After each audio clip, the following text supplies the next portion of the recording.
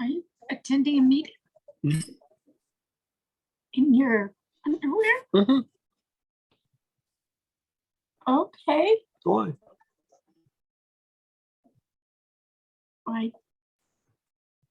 Like, I'm attending it without video.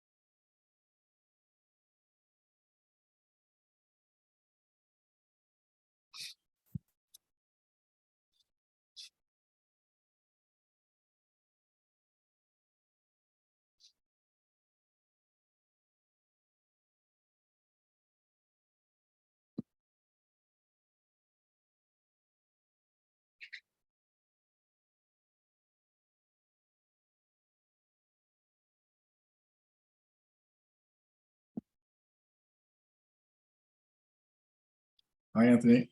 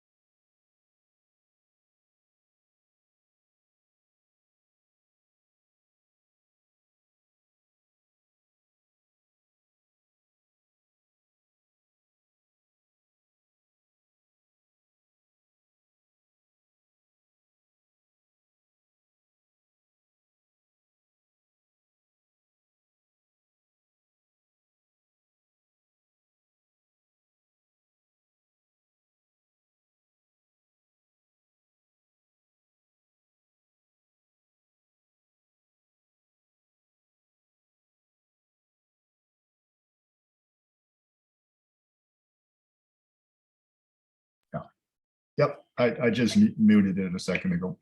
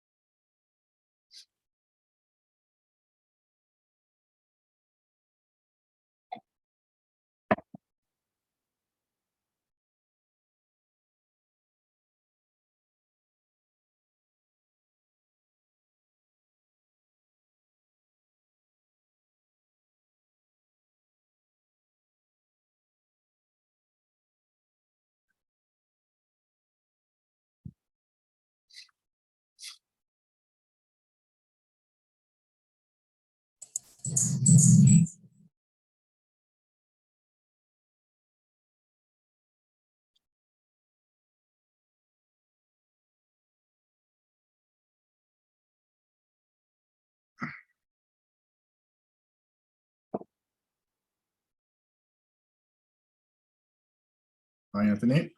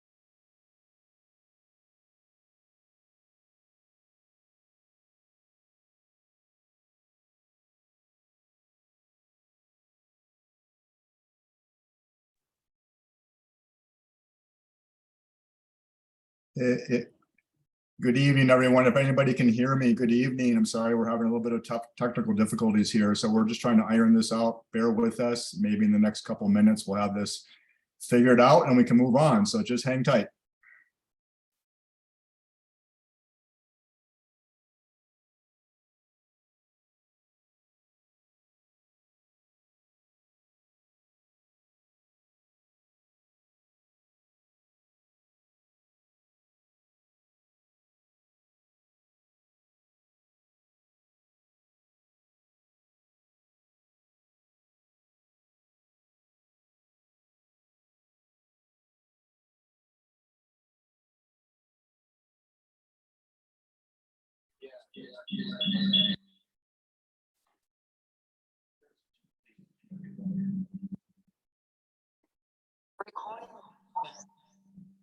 Why is this washing machine shut?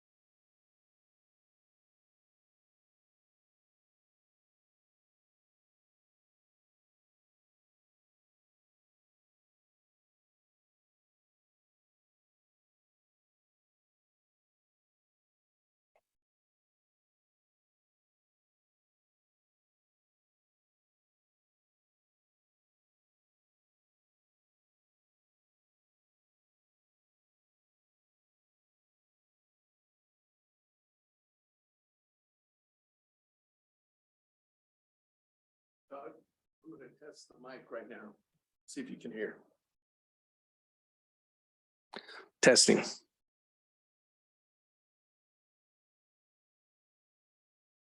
Anything? We can hear you, Anthony, online. Anthony, I can hear that now.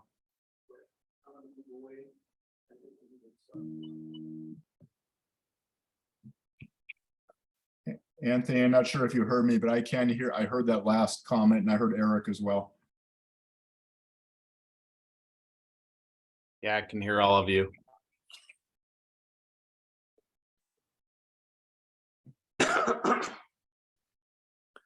Okay, one more time. There we go. For anybody who couldn't hear us previous, this is a presentation of the 60 to 90% construction documents for phase 1 of the golf course site improvements project. This presentation will be driven by Todd Schroeder of Icon Golf Studio, who is the principal in charge of the phase 1 portion of the project. With that, I'm going to turn it over to you, Todd. All right, thank you, Anthony. Everyone, I apologize for our late start. We had a few technical difficulties, as you could see, but we're excited to be here tonight. I am here on behalf of myself, Icon Golf Studio, and also Richardson Danner Golf Course Architects, Jeff Danner and Forrest Richardson, who are joining us on the phone as well, integral teammates to this project. So we're excited to be here tonight and present, like Anthony said, our phase 1 update, where we're at, and we're excited to get your feedback and comments. So hopefully from here on out, our presentation goes smoothly. So let's get started. And sure enough, there we go. So tonight, what we're going to talk about really briefly our summary of goals for all of the golf course work, which combines phase 1 and phase 2 because they're integral components to one another. But the primary focus of tonight's meeting will be on phase 1, and that's the improvements to holes 4 through 18. So that's our focus for this evening. And then once we run through the presentation, we're hoping to leave quite a bit of time for to seek stakeholder comment and feedback and through a question and answer session. That's what we want to get out of this meeting tonight is what can we do in the next phase as we move into 90% and then 100% construction documents, any revisions we can possibly make to make our project even better. So with that, let's talk about the 2 phases briefly. As you all know, or maybe do not know, there are 2 phases to this project that we were tasked with to investigate and analyze. Phase 1, which we're going to talk about tonight, as I mentioned, are the improvements to holes 4 through 18. And that includes the tees and bunkers and greens and permanent restrooms, cart paths, and deferred maintenance. So that's our focus for tonight. But we also have to remember that phase 2 is very integral and very connected to phase 1, and they drive one another together. And phase 2 is looking at the driving range improvements and impacts to holes 1 through 3, and how that routing may change and the conceptual plan may change and may affect phase 1 for the future. So right now, though, we're driving forward with phase 1. We're budgeted, we're funded, we have a schedule to start construction roughly 8 months from now. We're starting in March of 23 and to complete that construction by July of 23 to get you back open by September of 23 is our hope. But that's what we're going to focus on is the phase 1. But do not forget, please, that these 2 phases are very, very, very tied together. And that's what this slide is demonstrating. Phase 1, we're looking at 15 holes. We're looking at the greens, we're looking at the tees, we're looking at the bunkers, we're looking at cart path improvements and deferred maintenance. And then phase 2, as I mentioned, is the new range and reconfigured holes. But when you combine those 2 phases together, that's the overall county recreation asset. And that's the improvement we're bringing to Los Alamos. So phase 1 is currently budgeted for $2.5 million. And just so you know, phase 2 currently is not funded. It's a future project that will go before council later this fall for approval, well, for presentation, recommendations, and hopefully approval.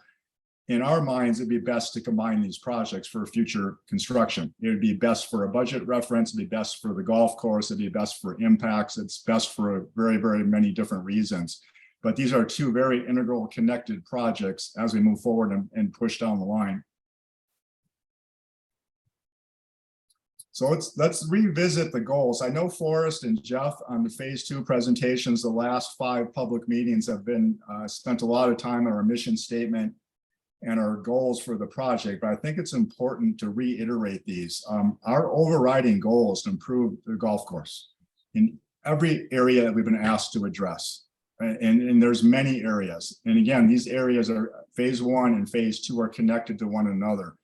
But the trick and the key is we want to accomplish as much as we can within phase 1 budget that's been approved that can improve the golf course. Unfortunately, we can't do as much as we'd like to, but we can certainly address all of the elements that we were tasked to address. And that being, again, the greens, the tees, the bunkers, deferred maintenance, potential cart path improvements, and landscaping improvements as well. So let's revisit our goals. And I'm not going to go through every one of these. We have done this in the past several times, and Forrest and Jeff have done a great job explaining what our 7 goals are. And we do have these in the back of this presentation in an appendix if you want to revisit these. But we were tasked to visit the practice opportunities, golf course conditions and maintenance, the sustainability of the project, player safety and ball trespass. That's one of the major driving factors of this. That's both player safety on the golf course and ball trespass off the golf course. We have heard from several individuals and groups and the public and stakeholders that yardage preservation is very important. We do understand this is a point of pride for the community, that being the golf course, but it's also a point of pride for us as your design team as well. We take these tasks very seriously. We think we're giving our best effort to deliver what we can deliver within our budget that improves your community asset. So we take that very seriously. And then the golf course itself, we can't forget, it's a place of open space. And Forrest has touched on this many times in his phase 2 presentations, but it's an open space system. It may be a golf course where you're, playing from holes 1 through 18, but it's a place of open space. It provides recreation, provides activity, it provides community atmosphere for the entire community. It's not just a golf course. It's the sense of community pride, like point 6, but it's also an open space system. We cannot forget that. So let's move into phase 1. Now, here's what we were tasked as a design team for phase 1 goals. So we were to maximize, I'm going to run through these bullet points because I think they're very important, but we were asked to maximize the $2.5 million budget that was approved by council to create bid-ready documents and to create those really as soon as possible. What we did on the design team, though, we felt it was very important to step back and really not prepare those ASAP. We wanted to get feedback from the community, from the golfers, from LOGA, from trail users, from open space users, what we can do not only to do deferred maintenance, but how can we improve the golf course to work in connection with everything that surrounds the golf course. So we deferred preparing what we're calling construction documents as long as we possibly could to get every possible bit of feedback as we move forward into bidding. And let me back up a second and describe what that looks like. So right now we're 100% schematic design done for the golf course phase 1. And what that means is we have all of the basic strategy, playability, and improvements figured out. And one step further, we're into 60% construction documents. So it means we have materials identified, we have a schedule identified, but we're at our last step as we move into 90% construction documents and 100% construction documents that we can get feedback from you, the public, and others and stakeholders to make minor revisions that may improve the golf course. So we're open to feedback. We truly are open to feedback. So we were tasked to take this $2.5 million budget, reconstruct all of your existing tees. You have 48 of them, roughly 60,000 square feet. We were asked to rehabilitate all of your golf course greens. We were asked to reconstruct all of your existing bunkers. We were asked to install 2 new restrooms, permanent restrooms. We were asked to address areas of deferred maintenance that we could address with leftover budget, and then miscellaneous golf course improvements that budget allows. And then to do all of this with an ADA, which is American Disabilities Act guidelines for a golf course. So it's a pretty Herculean task to do within a budget that we were given, but I think we're in a good place that we feel good where we're at with phase 1. So we're excited to show you tonight where we're at with those improvements. So let's jump right into it. So as we have talked about in the past, here's your existing golf course. I'm sure all of those on the phone in this meeting tonight are very, very aware what the golf course looks like and the surrounding trails and community. But we're roughly looking at a 135-acre site, 18-hole golf course, a limited size practice area and driving range, a great new clubhouse, new irrigation system. So we were asked to look at that for phase 1 improvements, and looking at the brown golf holes, which are 4 through 9, and then the yellow golf holes 10 through 18. That's the focus area of phase 1. And that's going to be called, what we're going to call through this presentation, the base scope of operations that we can address. Now, with that, though, it's very important that we're not only looking at what we were tasked to do, but we need to look at potential future improvements as well. And that's the phase 2 component, which is not currently funded. But the phase 2 components consist of the driving range, which is shown in the middle, basically the middle of the screen, and then holes 1 through 3. So all of those elements with phase 1 were considered together to enhance the golf course as we move down through construction or into construction and potential future phases, because they do affect one another. And as mentioned earlier, the phase 1 and phase 2 are integrally tied to one another. What you do in phase 2 affects phase 1, and what you do in phase 1 affects phase 2. So we're looking at all of that from the get-go and planning the golf course accordingly. In addition to that, as your stewards of design, we felt it was very important, and we've touched on this in the past, that we address the safety of the golf course. And I mentioned this briefly earlier, that the safety of the golf course is not only internally to player safety, but it's externally as well, that being to Diamond Drive, surrounding users, development, and community. So we identified several of the critical areas that we'd like to address through any enhancements we make on the golf course in order to provide the best possible, safest experience for the community itself. That's not only golfers, that's trail users, that's visitors to the golf course, anybody that comes and uses your clubhouse for an event. All of these items have to be considered and are very important from a safety standpoint. So along the way, beginning in roughly late May, early June, as we were brought on as the design team, Forrest, Jeff, and myself have spent a tremendous amount of time researching your project. And that includes the former master plan reports, the proposed previous designs, the golf course site improvements, master plan, and plan from just over a year ago, and trying to understand what has been done in the past, what has been working, what has not been working.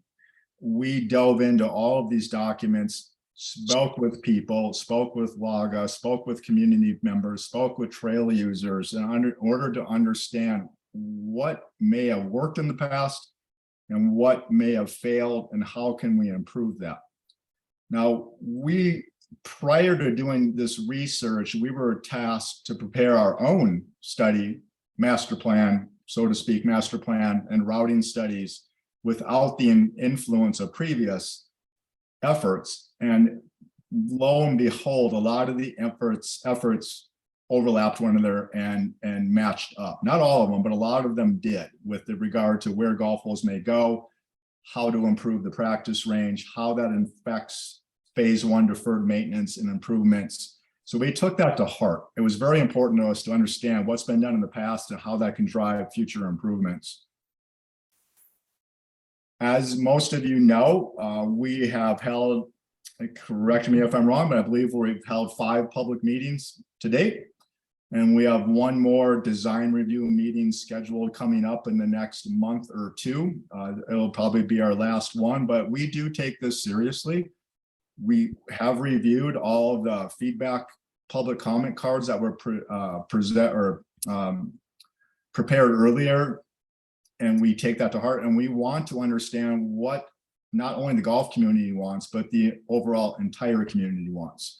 And we really try to incorporate that into our design. We feel that's important.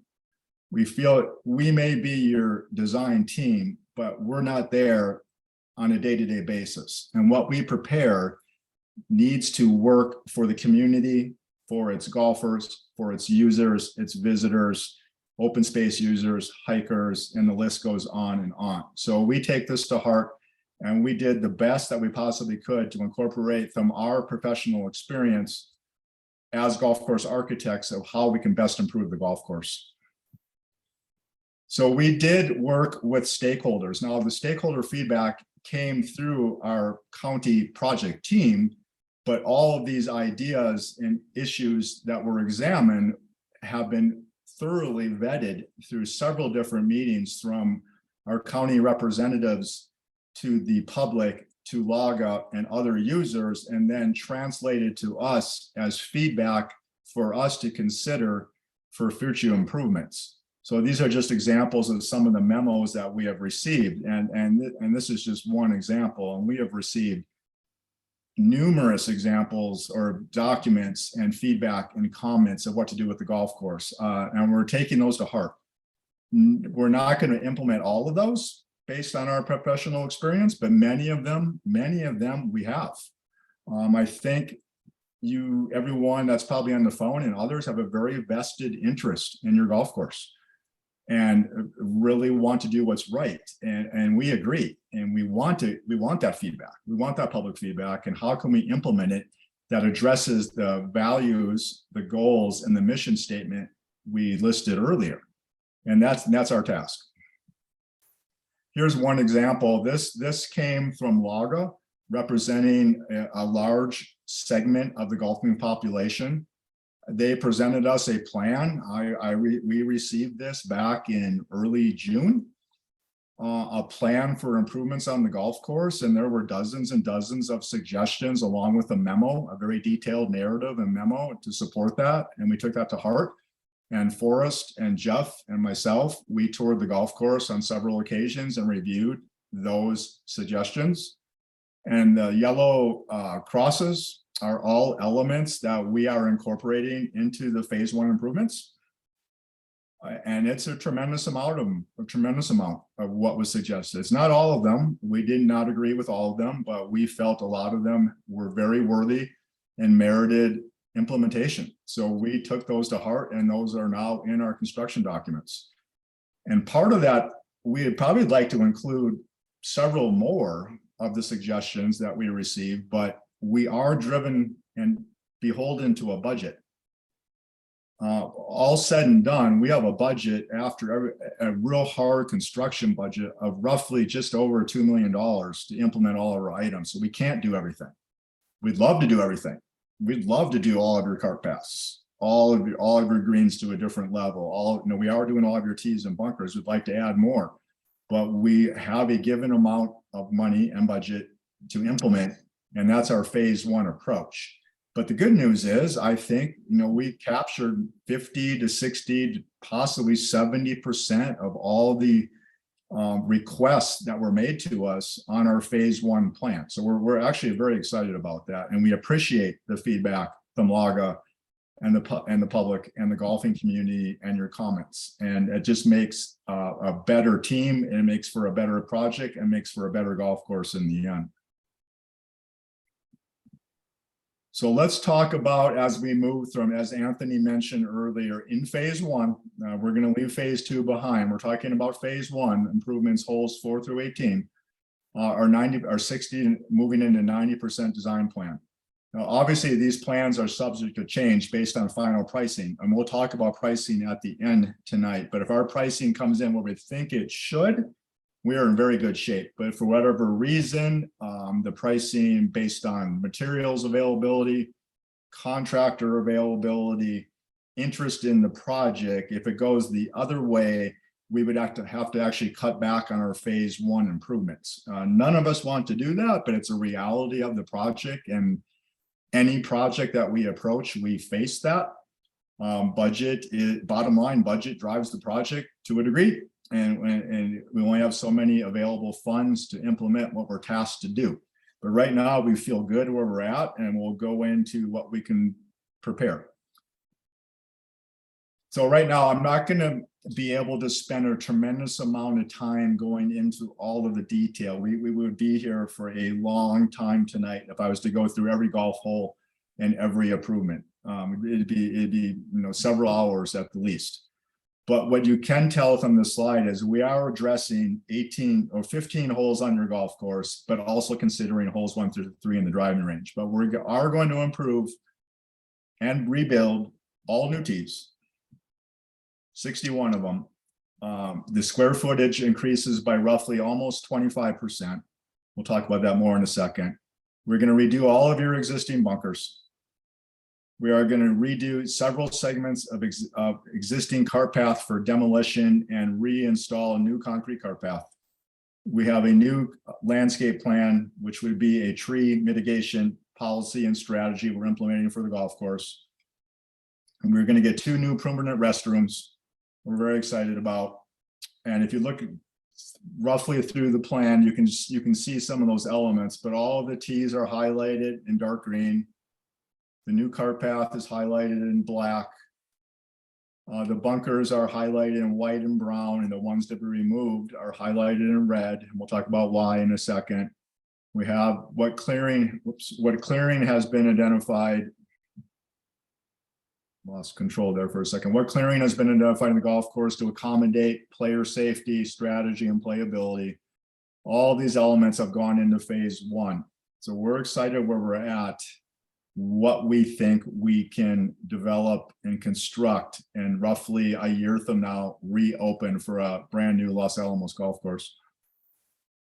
So this is a blow up of that same previous slide showing in more detail what this looks like. So I'm going to just spend a little bit more time on this, but as a focus, all of your greens are going to be done for deferred maintenance. I'm going to touch on that in a second, what that actually means. But what I want to point out on the slide is here's one of our restroom locations, proposed restroom locations next to hole 6.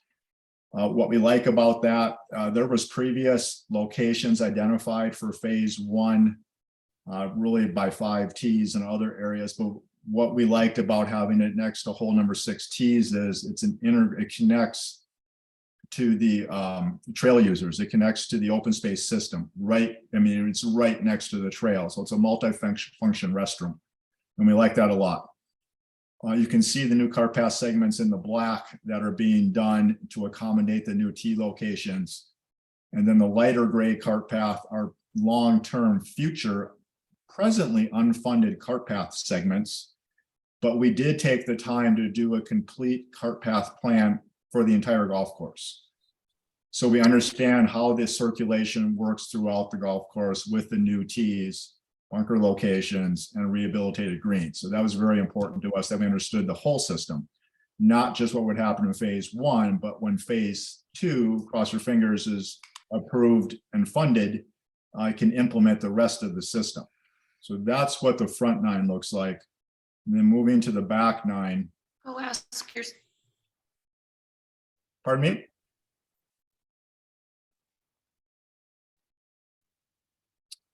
I thought I heard a comment, but I'll continue.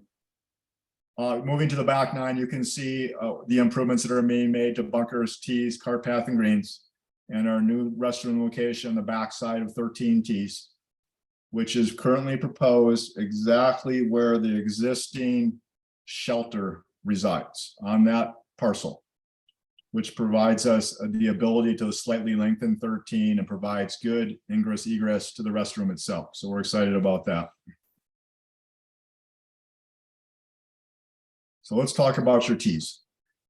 So tees, which relates directly to golf course yardage, as you all know, are very important. And I am just highlighting a few of the resources that we use when identifying what yardage is appropriate for your golf course.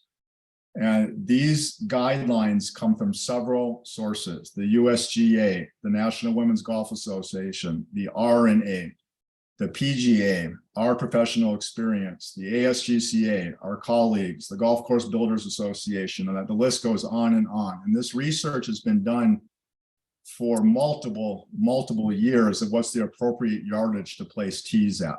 So we use all of that information and apply the elevation of where we sit, roughly 7,000 feet, and how that affects distance as well, and apply that to where and how we place the tees on your golf course. And what we come up with is a 4-tee system, which means there are 4 distinct tees on each golf hole.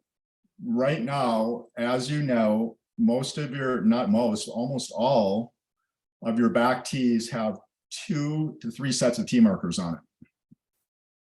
So it's very condensed, and your yardage is only because you're really forcing yardage onto 1 tee. So now we're creating 4 distinct tees on each hole that provide the appropriate yardage for the player and skill ability, level of ability to play the game should be playing from. Now, that's not always easy to get them to play from that tee, but there are mechanisms to do that, especially if we ever get to install an improved driving range, where we can help identify where golfers should be playing from, which actually gives them more enjoyment in the game, brings them back, increases rounds, increases revenue, everything that we want to do by growing the game. So just roughly, right now our back tees, we're increasing the back tee yardage by just over 100 yards.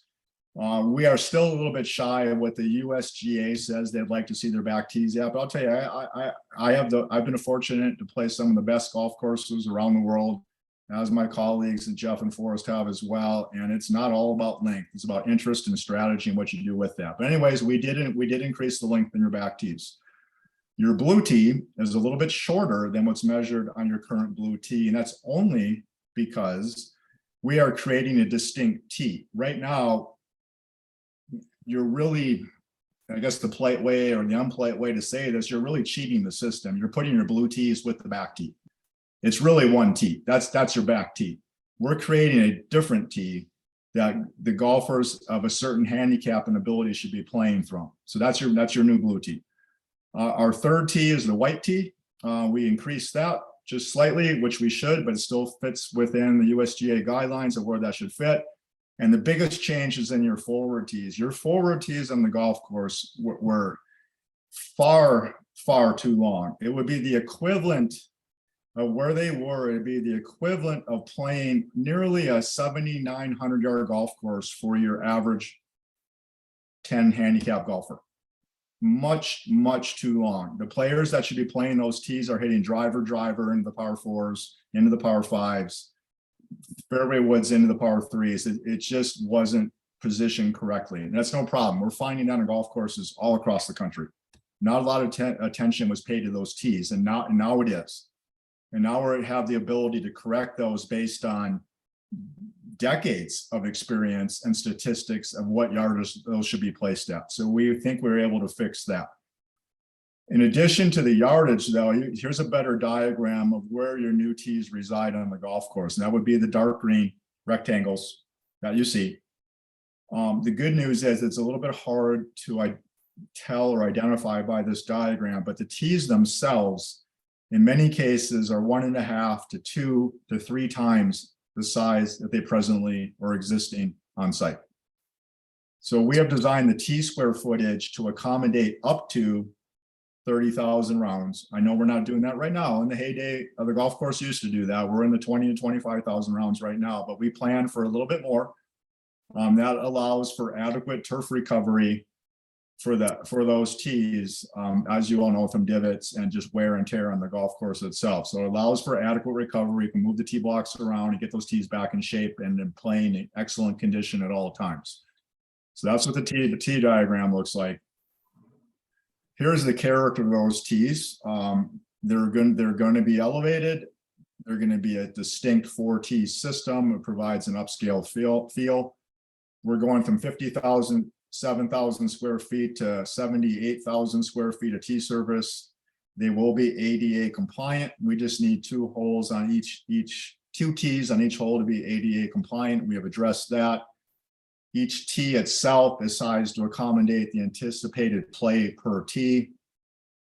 This tee system will cater to golfers of all abilities. We still anticipate that most play will occur from your back tee, black tee, or blue tee, but we still have the ability to make our combo tees black, blue, blue, white, white, red as well. So we can fill in all the gaps. So we're excited about that. We do think where these tees are placed, it provides a more strategic, fair, and enjoyable golf experience for all players, not just your better players. And those are pretty easy to design for. It's easy to make a golf course hard. That's not challenging for us. It's more challenging for us to make a golf course not only challenging and fun for your better players, but more enjoyable and playable for players of all abilities. And we think we have done that with your new tee system. So we want to attract new players and we want to grow the game. So the separation between the tees based on research and general guidelines, we feel is just where it needs to be. Let's talk about your greens. So the green, obviously, if we had budget, and I'm speaking on behalf of our entire design team, if we had budget and enough budget, we would love to go in and provide all new USGA greens. And that's what you're really looking at in the upper left-hand corner there. That would be fantastic. The budget doesn't allow that, but we've been tasked by council to rehabilitate the greens, and we have done that. We're doing it through a variety of ways. What's called a drill and fill, which is an advanced aerification system, which will change the profile and the root zone of your greens, which will provide for better drainage. It'll provide for firmer, faster playing conditions over time, better percolation rates, better, quicker recovery time after rain events, open up your golf course. So we're doing that to all of them. And there are several greens we're actually going to go in and strip because there are drainage problems. There are several holes, 11, 16, 18, 4, 6, 7, that hold water after rain events, bird baths and puddles. We're going to strip those areas and fix that. So that drains out and resurface that as well.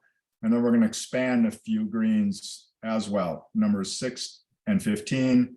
And potentially, as budget allows, we'll go in and get 12, potentially 13 and 16 as well, and open that up to provide a little bit more square footage, a little bit more pinnable area, which allows for more recovery time from divots, and just get your golf course in better condition. So we are going to address all your greens just in a variety of different levels, but what we would call in this case, it's a pretty light touch.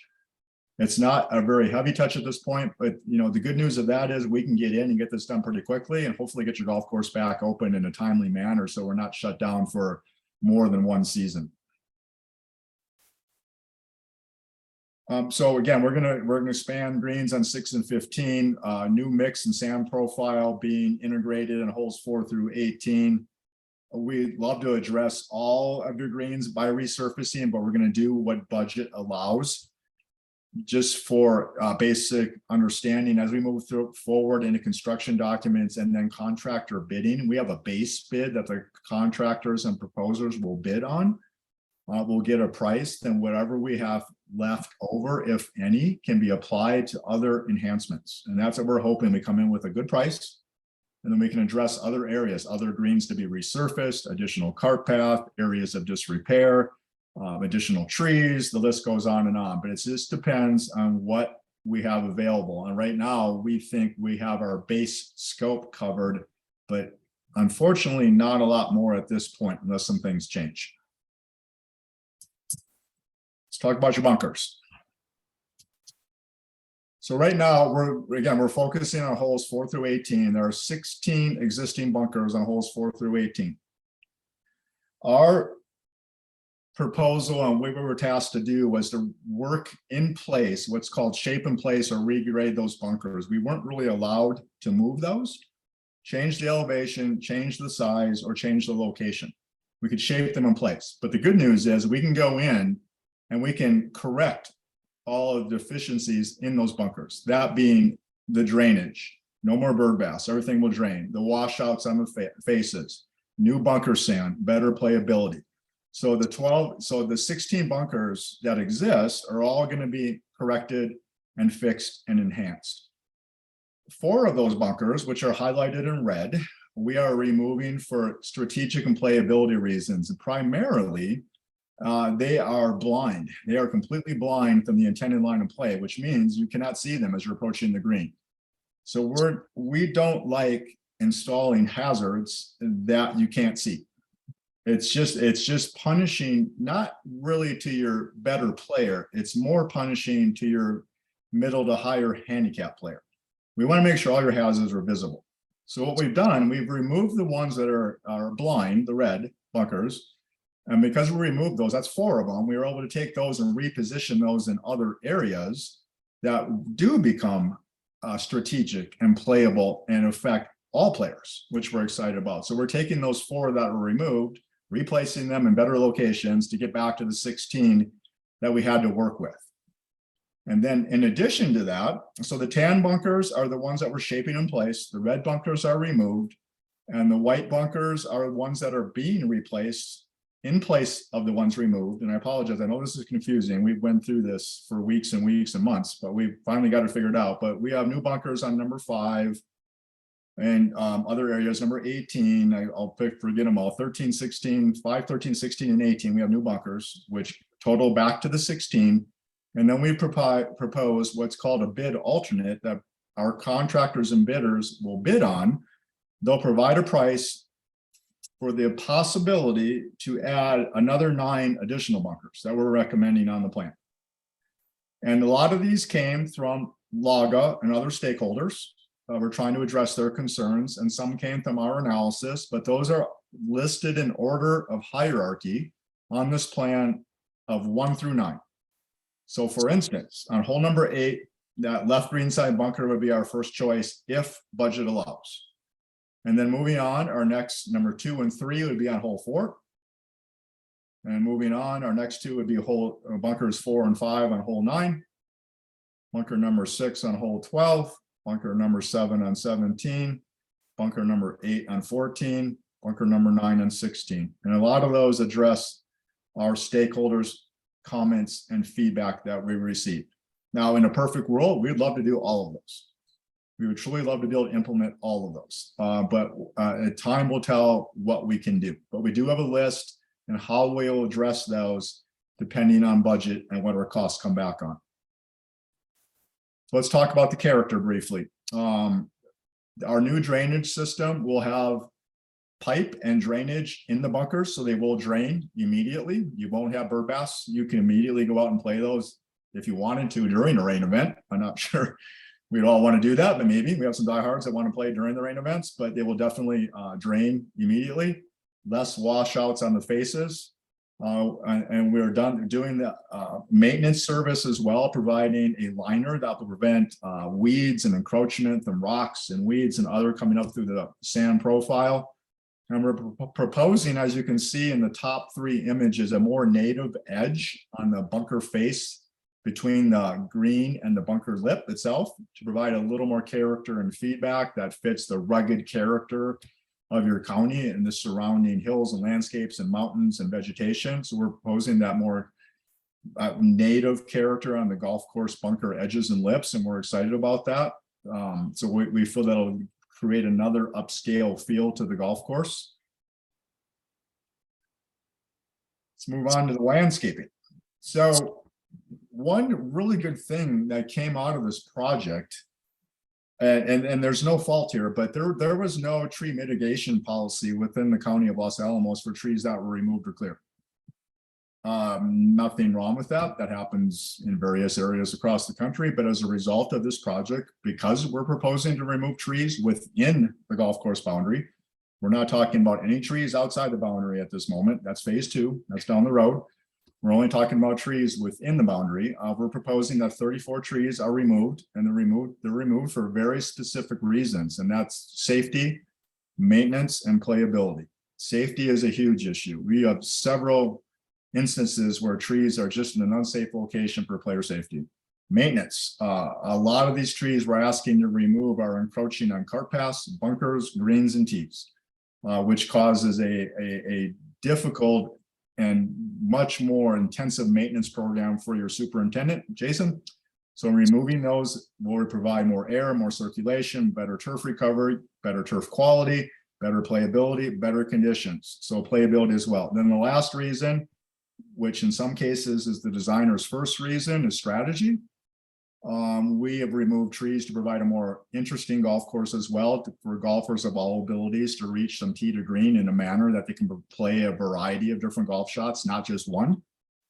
So we have addressed all that. So if you look closely, if you look at the dark green and medium green trees, that's 68 trees that are proposed to go back as a result of the new tree mitigation policy being developed by the county. So it's a 1-to-1, 2-to-1, and there's many other factors that fall into what that policy looks like. But in this case, we're going to replace the 34 trees that we're removing with 68. And according to policy, we wouldn't be required to even replace that many. We'd be required to replace roughly 20 to 25. So we're going to over double what we're required to put back just because we think it's the right thing to do for safety reasons, playability, and strategy on the golf course. So we're excited about the landscaping as well.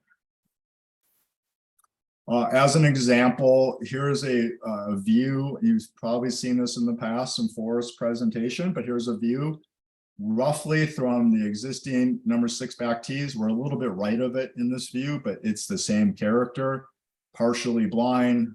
Obviously it's zoomed in, but you're required to hit over a wall of trees, just with a little bit of clearing in this case. And we do have approval from county staff and LAGA and others as well that this is the right direction to take.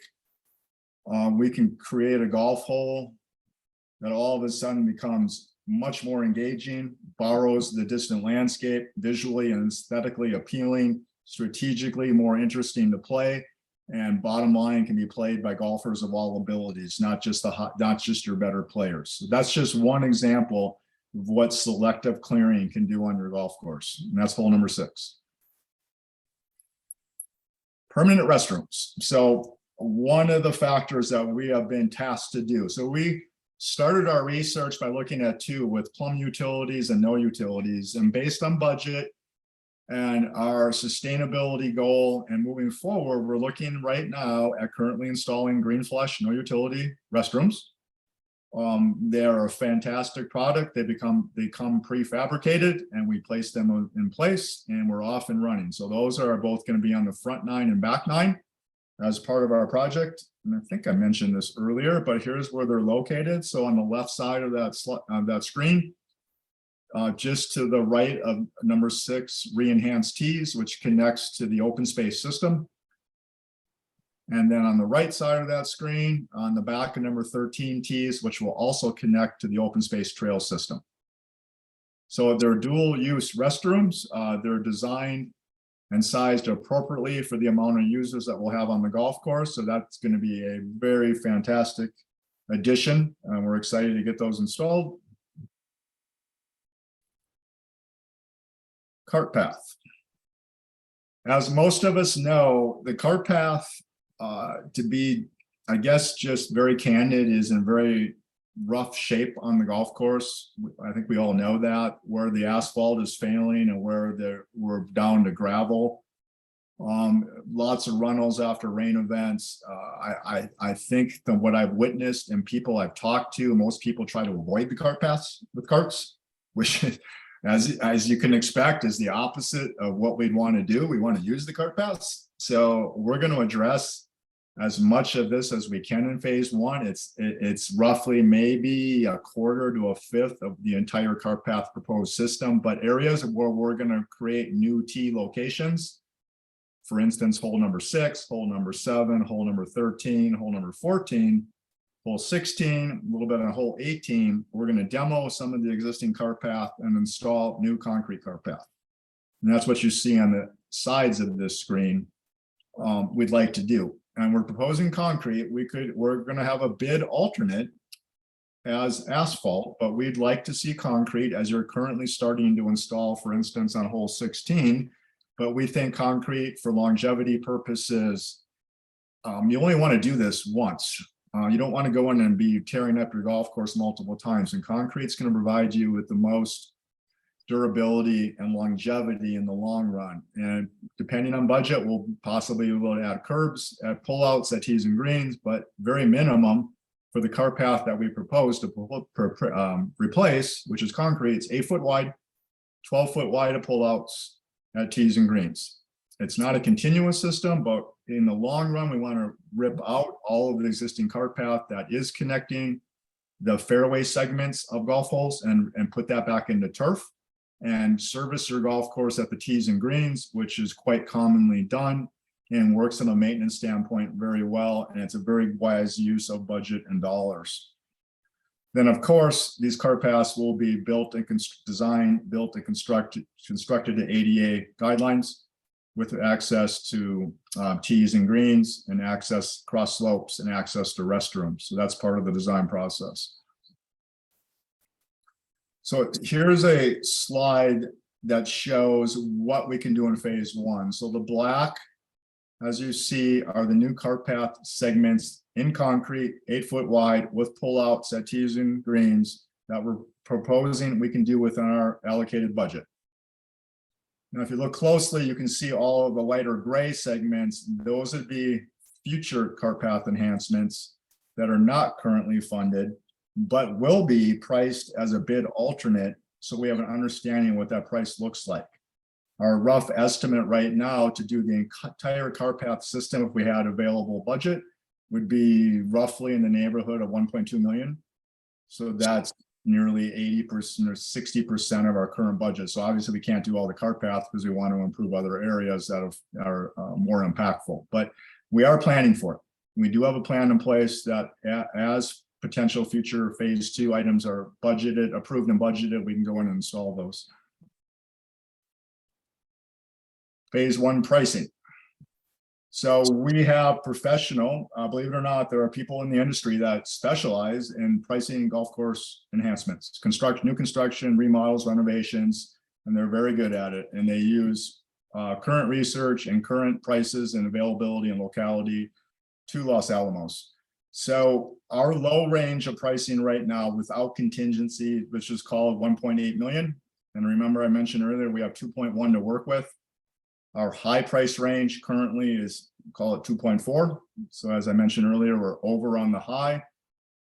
But if we come in, here's a summary of those pricing. If we come in, we have a budget less contingency, let's call it 1.9 million.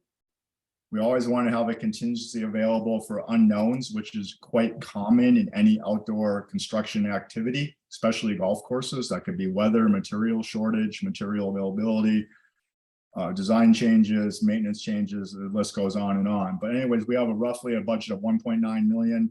Our phase one low is 1.8. So if the pricing came in great, we'd still have $111,000 left over for miscellaneous items that pop up and or bid alternate items.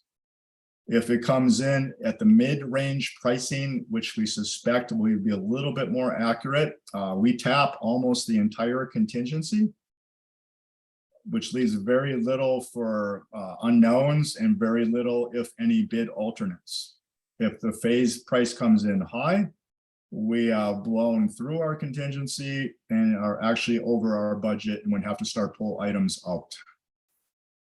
So we have taken a hard look at the pricing with local prevailing wage rates, material prices, installation prices, and a variety of resources, and feel this is very, very accurate at the moment and is a fluid, ongoing item that we will continue to refine as we move forward. But here's where we're at to date.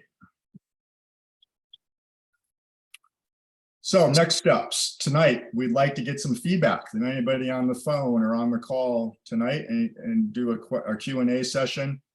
We are going to move from our 60% construction documents into 90% construction documents, and then into 100% bid documents, which will then be put out roughly we're going to put those out to bid roughly in November and hope to secure a contractor by the end of the year, and then commence construction starting in March of 23, with all grassing complete by July of 23, and a potential opening of August or September of 23.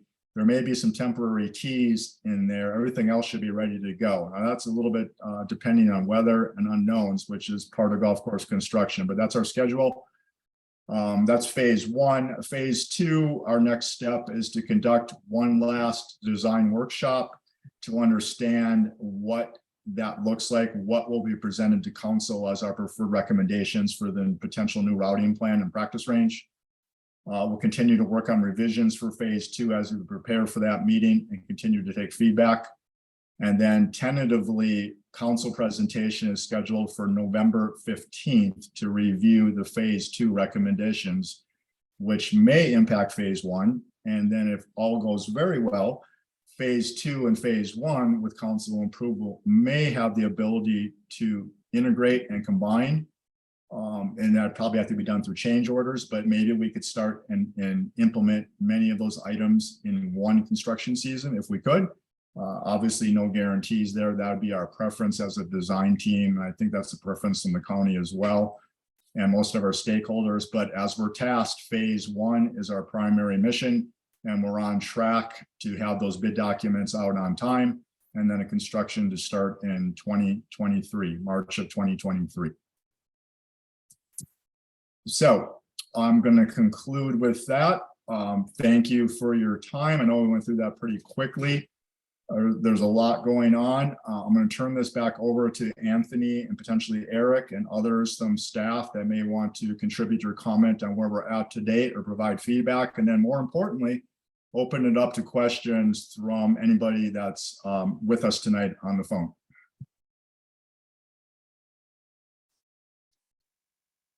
Thank you, Todd. That was a very brief but very thorough presentation. I'm looking at the Zoom to see if we've got any respondents or any questions from virtual. I don't see any. How about from the audience? Do we have any questions? I'm on Zoom. Oh. I don't see a way to enter raise a hand or something. Why did the budget show no excise tax? Does the county not pay excise tax on such a thing? Because that's 7.2%. That's essentially your contingency.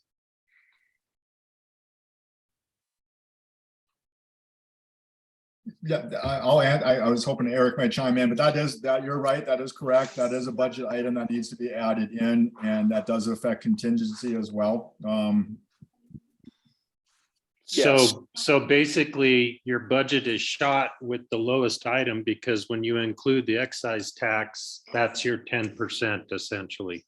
Well, I'm not, I gotta be honest, I'm not 100% sure how the excise tax works in Los Alamos, but I thought that applied just to design services, not hard construction, but I may be wrong on that. So if Anthony or Eric want to comment on that. Thank you, Todd. I can go ahead and chime in a little bit on that one. Yes, we do on any construction project in New Mexico. Gross receipts tax is a chargeable tax, and we do have to consider that in our budgetary projections for the project. And so Todd did in his slide noted that wasn't included in the projections that he showed on one of the slides, but we are all aware that it does have to be included as part of the budgetary exercise to plan for the construction. That is why we have several bid alternates, and that leaves us the flexibility depending on what the actual bids are in combination with contingency and tax that must be considered so that we can go forward with an award. It may be we may not be able to afford all the alternates like Todd had mentioned, but the idea is that it gives us some flexibility given all those things. So that was a very good question, and yes, that those things are considered. Thank you. Thank you.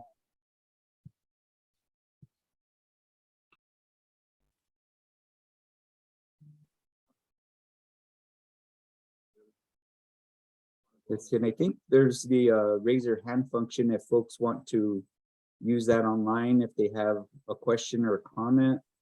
Anthony, if anybody wants to comment or have a question in council chambers, they could approach the podium and you can they can introduce themselves. Yes, we've got a few, and Mr. Trottier is up and at it. Hi, thank you, Todd. Greatly appreciate the information you provided tonight. It was very comprehensive. So I'm Andy Trottier, citizen of Los Alamos County, and I'm reading from a email that I got from Kurt Annist. Kurt's away with family. He asked me to read his comments tonight. He's up in the Denver area. I have reviewed the proposed improvements and support the improvements shown on the presentation. I have 4 comments. 1, I appreciate all of the necessary improvements and would like to ensure you clearly identify those to be included in the current phase 1 available CIP budget and those that are needed but would require additional funding. I think the council needs to clearly understand what they will get for the $2 million they currently have appropriated and how much additional it will take to get the job done and not be able to kick the can down the road.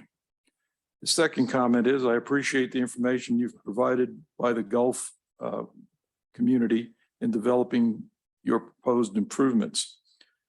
Number 3, can you please look at focusing on redirecting the tee shot from number 7 further left by removing the large tree on the left side of the fairway and providing a landing area left and adding trees or sand traps to the right side of number 7 fairway so as to make a tee shot to the right very undesirable. this may be a simple solution to minimizing errant tee shots into Diamond Drive.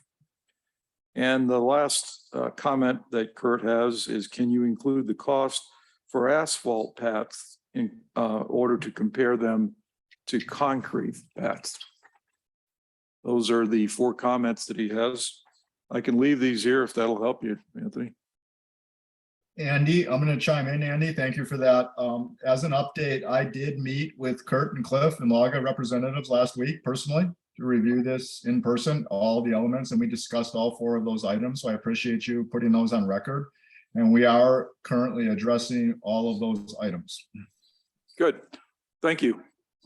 I'm on the board for Laga, so I do appreciate you guys really listening to what we have to say. We know we've got some very good ideas, and we look forward to hearing your solutions based on our ideas for phase 2. Thank you. Thanks, Andy.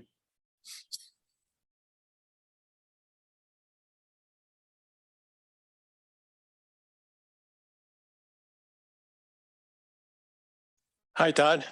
My name is John Sam. I'm also a board member of the LAGA. Surprisingly enough, after 75 years now, we are referred to as LAGA. So every once in a while, that still confuses me because I haven't heard that term until these meetings started up. But maybe a name change is good. Name change is good for us. I think I really like your plans. The one thing I do not like is I'm expecting that your closure through March through August will include the entire golf course. John, right now we are hoping and we are asking of our bidders that we keep 9 holes open at a time. Very good. I was hoping you would be able to be looking at that situation. No, we are definitely looking at phasing and implementation. Now, there's no guarantee, obviously, and we want to get in as quickly as possible and get out, as we do on all of our projects, because we know the impact to the community and to revenue. We understand that, and we are very sensitive to that. But we are currently planning and requesting that we keep 9 holes open. And there may be some temporary greens and tees with that, but that's our plan. Okay, yeah, very good. And I like your plan so much that even if we did the full closure, I think the future of the golf course, this would be worth it. Even though there would be quite a bit of conversation about it, I think for the future of the course, it would definitely be worthwhile to do that if we needed to. If not, hopefully the 9 to 9 will work. All right. Thank you, John. Okay. Thank you, Todd. I thought your presentation was very good and I certainly like the plans. And I'm expecting that the board of the LAGA will certainly like your plans also.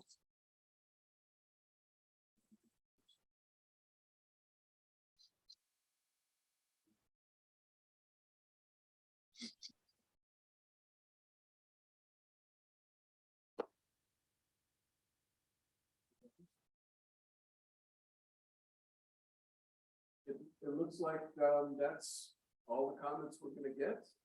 Or, wait a minute. Got a late comer? All right.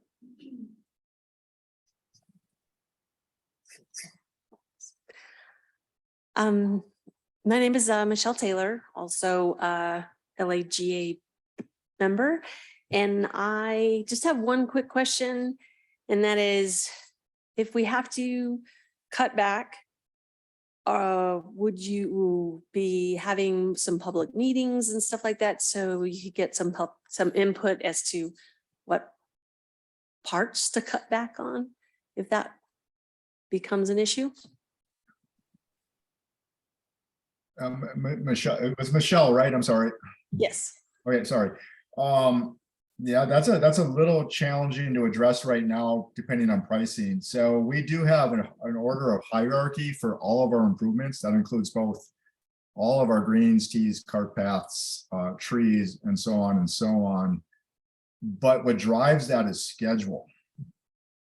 And I would leave that to the county. If they want to defer potentially starting this project at a later date, we're certainly open to having more sessions. But if we're to meet our proposed construction start, we are on a path that we can't deviate very farly from. That Okay. makes sense. Yeah, so you already have basically a list of priorities and you'll just Yes. start at the lowest priority and cut that out. All right, Great. Correct. Not to say that that's the 100% final. We're open for more feedback, certainly. And then again, it's up to the county if they wanted to defer to some degree where the golf course maybe would just say, I'm not saying this is the case, but maybe you just say 23, it doesn't open. That gives us a lot more flexibility. So that's a different decision. Okay, thank you. That answers my question.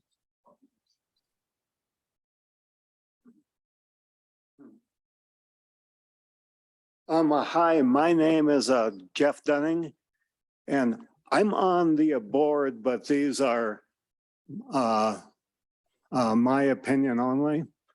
I am personally opposed to anything on the map that's like a red X on trees or a red taking out of a trap.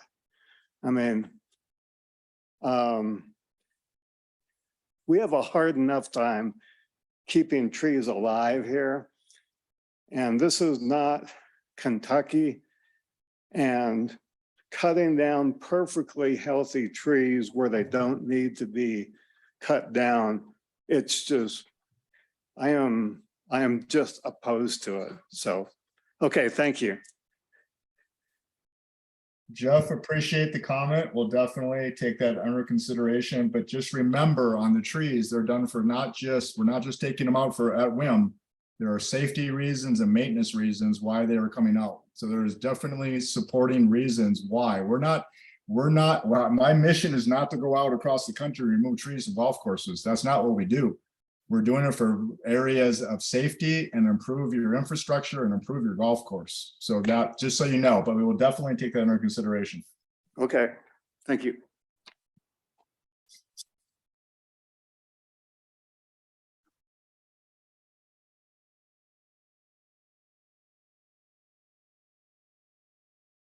Give it another couple seconds here, but it looks like we don't have any more online. And I think everyone present has spoken. I haven't, but I won't. There you are. Are you sure? Yeah, It's an open mic. It's begging for you. thanks. Okay.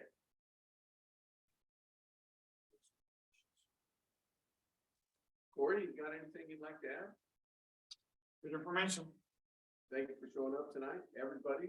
We appreciate your attendance and your interest. We will post notice when the next workshop on phase 2 is when it's finally scheduled. It should be sometime later this month. I'll make sure to get notice out. Okay, excellent. And Hey, Anthony, we can barely hear you online. I don't know if you're not speaking into the mic. hold on a second. I apologize for that. Thank you. The mic issue has been a little problemsome tonight.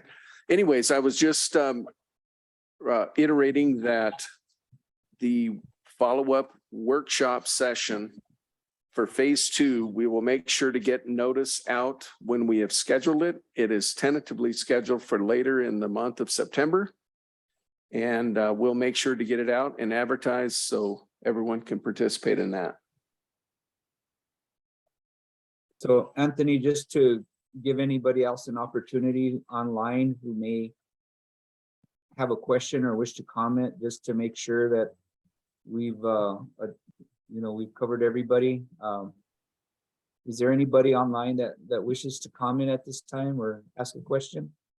Yes, I have a quick observation, please. Here we go. Thank you. Okay, so the only place that I saw this meeting posted was on the Daily Post. The information and the Zoom link was on the Daily Post. And today I was online on the county website looking for specifically for the meeting and for the agenda, and I couldn't find it. It was not listed for today. So I don't know where the disconnect is, but I do hope that future meetings are on that county website so that others who are interested don't have to go scrolling back through Daily Post to figure out how to join these meetings. Thank you. Janet, thank you for that comment. I don't know why we're not seeing folks raise their hand on our end, and I apologize if there's any other comments out there from Zoom. Janet, I would like to address that this meeting was heavily advertised, and it has been posted on our website for the last 7 days. So I apologize that it didn't reach you. We have gone out of our way to make sure that these are advertised and put out there. All I can say is in the future, I will do a better job to get it out. So, Janet, this is Anne Laurent, Deputy County Manager. I think the disconnect is boards and commission and council meetings, and the fact that we put those on Granicus versus just using our general calendar where all of our public meetings are. Because the board and commissions and the council ones are streamed through Granicus. And so those have agendas published because they're subject to the Open Public Meetings Act. Regular public meetings are just advertised on our calendar, which is on our main page. So I totally understand where the confusion is. And I think we can just connect and maybe be a little more clear in our ads on where to find information. And we are in the process of replacing our website over the next several months. So we hope to have improvements on our project information, access to the information. Thank you very much. Thank you for that, Ann.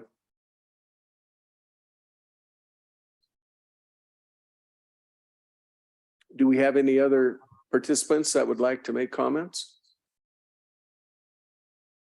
Or offer any feedback?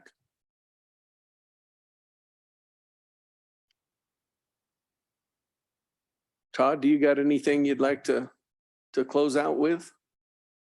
No, no, not really. Anthony, thank you. Other than Eric, thank you. And Ann, other than, thank you for your continued support and feedback on behalf of Forrest and Jeff and myself and many other people that you haven't seen behind the scenes, from agronomists to operations specialists to maintenance specialists, construction specialists, who have all contributed to this project. We feel honored that we can move this forward to enhance your community asset. And we continually ask that you provide feedback, but we feel good where we're at in the phase 1, and we look forward to any future phase 2 comments. And we hope to tie those together, but if not, we have a good roadmap ahead for phase 1. And real quick, Todd, if someone wants to submit comments or anything after this meeting, by when would you like to receive those? Yesterday. I don't know. It's hard to just set a date, right, Eric? I understand that we're moving forward. So by the end of the week at the latest. Okay. I was going to suggest maybe a week from today, if that would work, just to give folks some time to and the opportunity to provide any written comments to us. I will leave that in your court. All right. Well, we'll leave it there. As always, we can receive emails to the Public Works email address, which is listed on the project website. I've also put my personal or my county email address out. I welcome any and all feedback.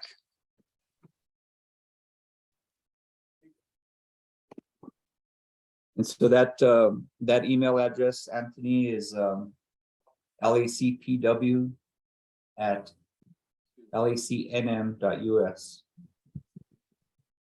Thank you for that, Eric.